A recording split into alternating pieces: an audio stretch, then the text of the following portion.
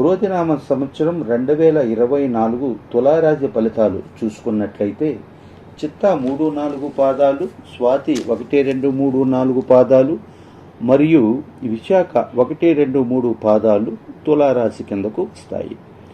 ఇక వీరికి ఈ సంవత్సర కందాయ ఫలాలు చూసుకున్నట్టయితే ఆదాయం 2 గాను, వ్యయం 8 గాను సూచిస్తుంది.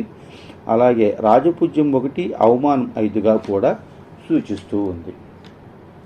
ఇక వీరికి ఈ ఆగస్టు ఫలితాలు చూసుకున్నట్టయితే వీరిది ఏకాదశ స్థానమందు రవి, బుధ, శుక్రులు అత్యంత యోగప్రదంగా ఉన్నారు. కాబట్టి ఈ సమయంలో వీరికి కొత్త ఆలోచనలు వచ్చి కొత్త ప్రణాళికలతోటి భవిష్యత్తుకు బాటలు వేసుకునేదానికి ఎక్కువగా అవకాశం ఉంది.